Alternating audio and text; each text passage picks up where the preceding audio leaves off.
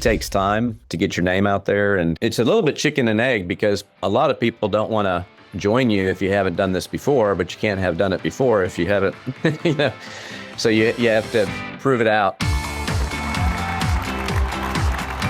Welcome to the Thought Leader Revolution with Nikki Ballou. Join the revolution. There's never been a better time in history to speak your truth, find your freedom, and make your fortune. Each week, we interview the world's top thought leaders and learn the secrets of how they built a 6 to 7 figure practice. This episode has been brought to you by eCircleacademy.com, the proven system to add 6 to 7 figures a year to your thought leader practice. Welcome to another exciting episode of the podcast, The Thought Leader Revolution. I'm your host, Nikki Ballou. I'm bored to have an exciting guest lined up for you today. Today's guest is a true thought leader. He is an innovator when it comes to the field of medical devices. He has invented an incredible medical device. He is the founder and CEO of ClearCam. He's been a practicing surgeon for over 20 years. I'm speaking, of course, of none other than the one, the only, the legendary John Uecker. Welcome to the show, John. Thank you. Hello. Appreciate that introduction. You bet, my man. You bet. So, brother, the folks that listen to this show are entrepreneurs, and they're not here because of me. I'm here every week. They're here for you. They want to learn from you. They want to grow. But before they can do that, they got to get to know you. So tell us your backstory. How'd you get to be the great John Uecker? Well, grew up mostly in Houston and then went to school at the University of Texas here in Austin, and then went to medical school, spent a little time in the Navy, and then came back to Austin. And after my surgical training and Navy time, and been practicing here since 2003, started working with engineers at UT around 2013, and working with them on different medical devices. And one of those devices that started in the classroom spun out into a company, and that happened in 2018, and 8 years later, here we are with ClearCam, where we are today. So, my man, tell me about ClearCam. What is the big deal about ClearCam? What's the innovation? So the innovation is in laparoscopic or robotic surgery. We are putting scopes, long, skinny scopes into the body. Those scopes are attached to cameras that are then attached to video towers. And despite all the advances in video equipment and cameras and fiber optics and all those things, we're still here in 2026 taking the camera out of the body and cleaning it off on different products every time the tip of the scope gets dirty. And so we think that is kind of crazy. And so we made a lens cleaner that you don't have to remove the scope. It's basically a windshield wiper for the laparoscope. So very analogous to windshield wipers in cars back in the day. People didn't think they needed them. And then when they had them, they're like, how did we ever live without that? And even further down the road, when they made automated wipers, people didn't think they needed them. And then now everybody has them and can't live without them. And so we're currently have the manual wiper, but we're driving towards automated wipers in the future. So for the layperson, explain why this matters. So this matters because over 40% of the time in what we call minimally invasive surgery, so laparoscopic and robotic surgery, there's some degree of compromised vision from the lens getting smudged. And people continue to work through it because it's so annoying to take the scope out and clean it off. 20% of intraoperative injuries are related to compromised visualization. And we just think that's unacceptable. And we also think it's crazy that we're working in blurred environments when we're operating on people. So our technology allows you to have clear vision throughout the entire operation, and it saves time. About 7% of the time is spent taking that scope out, putting it back in the body. Added time in surgeries leads to increased risk of complications, surgical site infections, blood clots, things like that. So it makes it more efficient, more safe, less frustrating, and just kind of maintains the momentum of the operation. That makes sense. So who buys these things? Hospitals. So hospitals and hospital systems. So we're in a few different hospital systems. We're in Emory University in Atlanta. We're in hospitals here in Austin in the Ascension Hospital system and the Baylor Scott and White system. We're in the VA hospital in Orlando, so we're in the VA system, and working on several other hospitals in the Atlanta, Florida, and Texas regions. So look at this from the point of view of being a thought leader, somebody who's thinking through complex problems that people give a good gosh darn about solving. What made you go there? It started out of just frustration, because in the operating room, particularly in teaching environments and teaching hospitals, it's usually the lowest person that's actually driving the laparoscope while you're operating. And so it's a medical student or an intern or an OR tech. And every time, so you're telling them where to look, but then every time it gets dirty, they have to take that thing out, clean it off, and then find you again where you're operating. And it was just sheer frustration from that drove me to partnering with the engineers to come up with a solution. Necessity is the mother of invention sometimes, right? That's right. Yeah. So I'm going to have you put on your hat as a problem solver rather than as the CEO of ClearCam right now. Mm-hmm. And someone's listening to this, they may not even be in the same industry as you, but speak to some of the principles that you think they need to be aware of in order to identify things like this that are causing frustration in the marketplace. So what would you say to an entrepreneur who wants to learn how to think like you thought in this instance in their business? I think, getting fresh eyes that may not even know your business, get in there and look at it and ask the questions, why do you do things this way, is very valuable. Because, for example, in this situation, most people just say, that's the way we do it. That's the way we've always done it. And that's the way we do it. And, it's fun.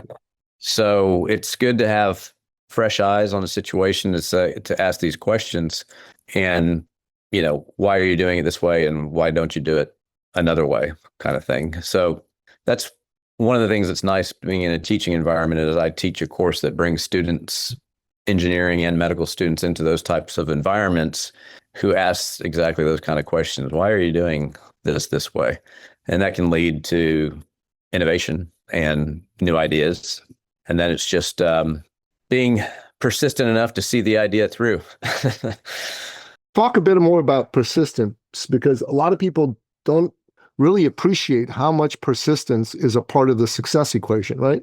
Yeah. I mean, I think, it's interesting when we show people that are in this space our product, they're like, that's so obvious, why didn't I think of that? And a lot of people even saying, well, I had that idea, but it takes a long time to actually make a device and get it through manufacturing and validation and regulatory processes in medicine.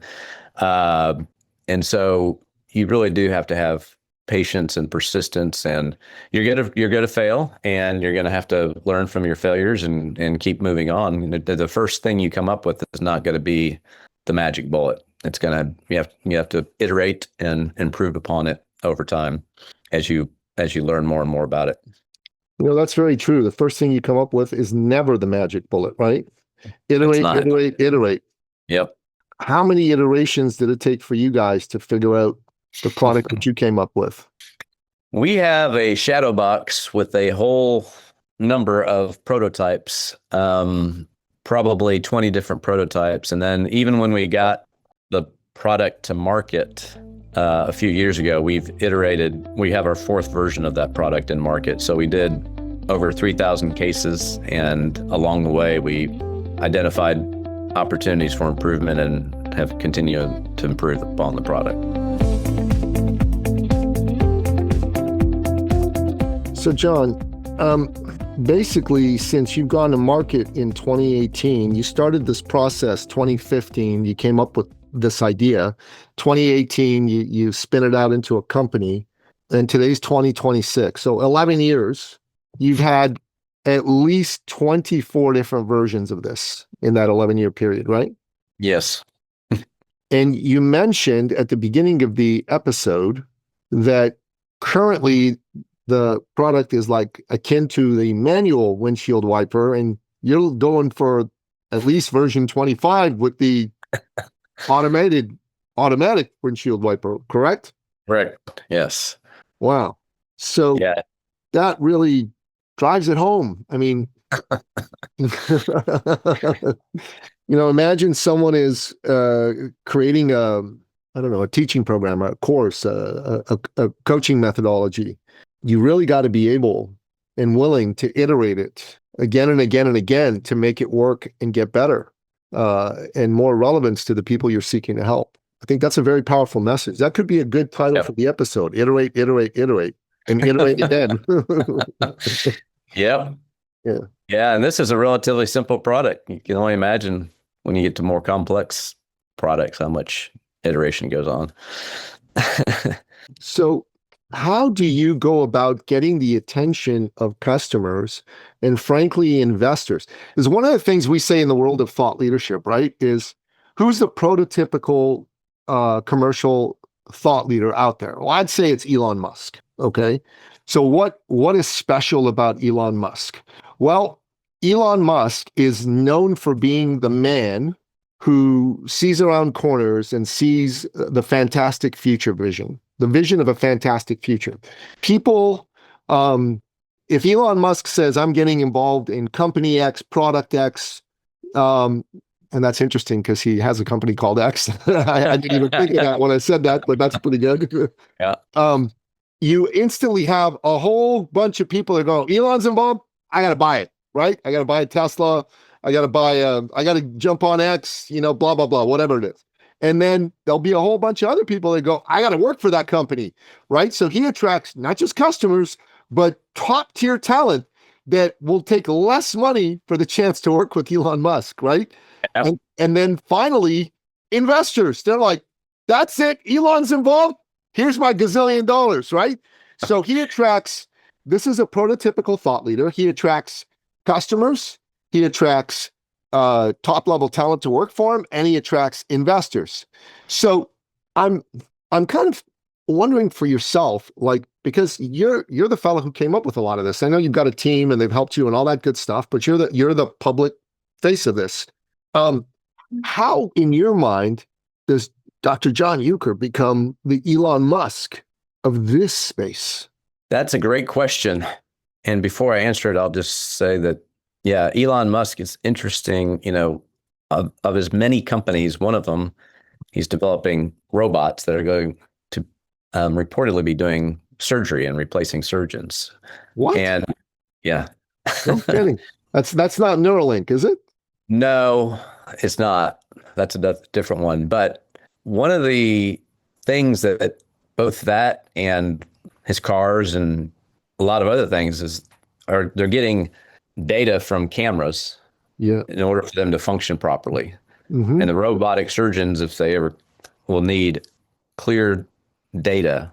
And so there's a lot of softwares out there now in the operating rooms that are taking camera feeds from laparoscopes and using that data to do a lot of things to improve efficiency and safety. And my point being is, if that data is not clear, if the vision's not clear, that data won't be good data. And so our technology enables those technologies as well. And super cool. Anyway, he's going to need a technology to keep clear data going on all these cameras that will facilitate. Elon, if you're listening. So anyway, yeah, I think, to become the thought leader of the Elon in my world, it takes time to get your name out there and it's a little bit chicken and egg, because a lot of people don't want to join you if you haven't done this before, but you can't have done it before if you haven't, so you have to prove it out. And so I think just success breeds, it's one feeds the other. So once you get the surgeons to get on board, which we have a lot of excited surgeons for the product, then that gets investors on board. When the investors are on board, that gets surgeons interested because you have funding to advance the products and improve them and so forth and so on. And so it's definitely a circle that feeds each other. And if one stalls, then it stalls the whole thing. So maintaining momentum and maintaining excitement and beating the drum of how you're continuing to advance and expand and improve is really important to people. And people want to jump on. I mean, the other trick when it comes to new technology is identifying the early adopters, which, people don't wear a sign saying I'm an early adopter. It's kind of not that easy to identify those people sometimes. So that's another trick, is getting the early adopters, and then the other people will follow the early adopters. Well, those are good answers. Let me tell you what I think, because this is my business. Yeah. I help folks with thought leadership. And so I think, like, if you were my client, I would advise you to do three things. And maybe you're doing these, maybe you're doing some of them, maybe you're doing none of them, maybe you're doing some to certain degrees, but not enough. But the first thing I would say to you is, John, you're an articulate, attractive human being. I want you to get the heck out there talking about this on all kinds of platforms. So podcasts, panels, conferences. I want you shooting video of you and talking about the vision, the concept, all the time. Like, I mean, every day, like, I'd have a team on you and saying, okay, there needs to be 211 pieces of content a week. I made that number up. John, that's being put out there, team. Have at her. So there's a person whose job it is to compile all that and get your messaging out there.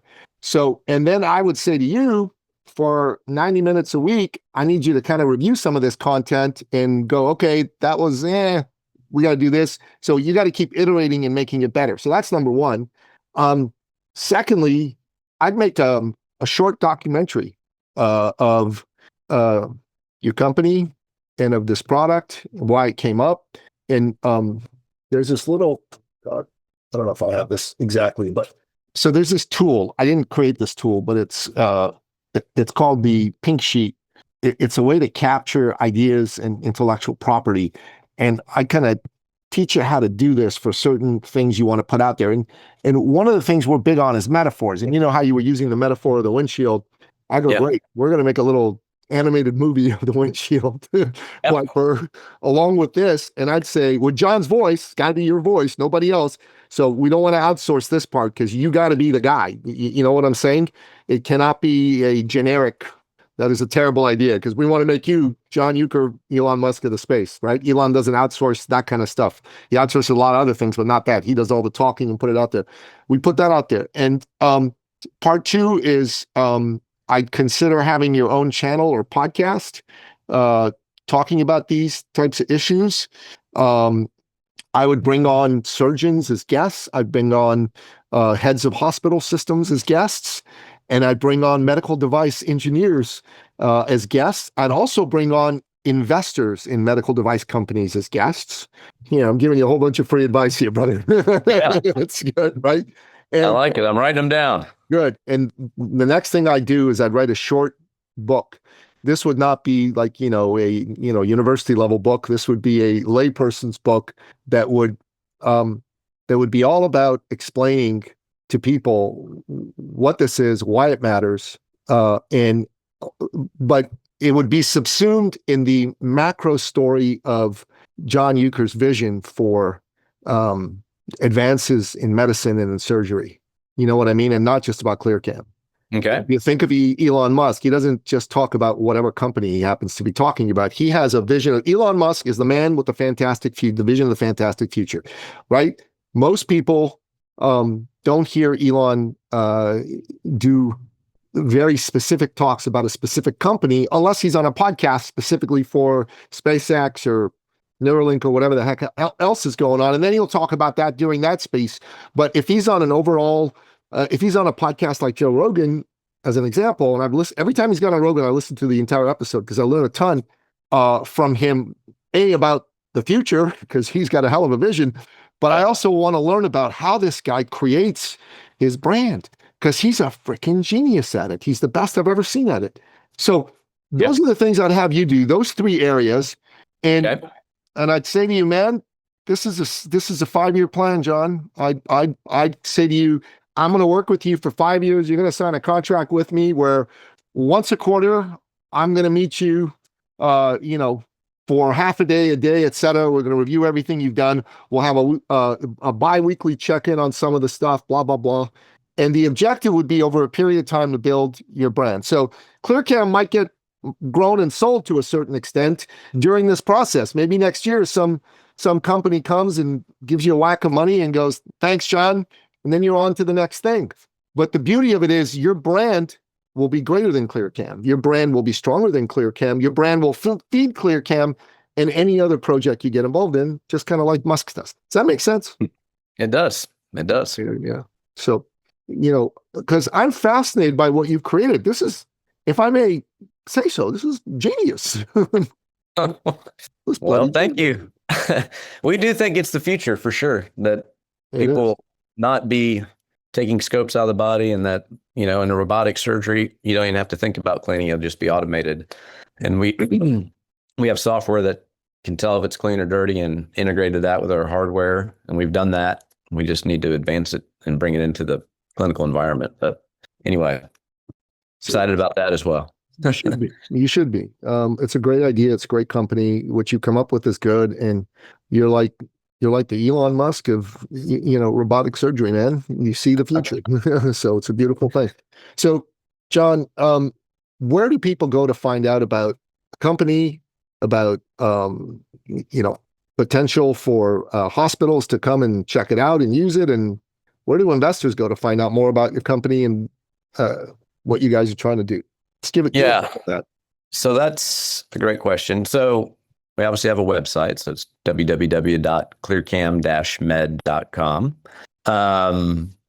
We're fairly active on LinkedIn with, telling about our activities and stories and surgeons that have used it and different things like that. And then, with investors, we obviously have a deck that we share with them that shows video of the product in surgery working and things like that.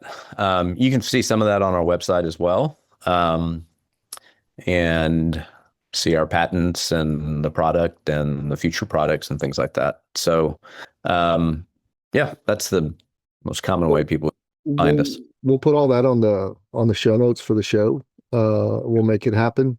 I think it's pretty cool. I'll go check it out just because I'm curious in a bigger way. That's a good thing. Yeah. So we end each show by asking you, our guest expert, what are your top 3 expert action steps? These are your 3 best pieces of life and success advice in bullet point form. What say you? Number 1, be persistent. See it through. There's, in these types of endeavors, there's lots of reasons to quit and give up, but stay in there. That's number 1. Number 2 is get people around you with complementary skill sets and personalities that you can work with. That's easier said than done. Yep. And don't try to do everything yourself. You can't do it all. You need, different people with different expertise to help you move along.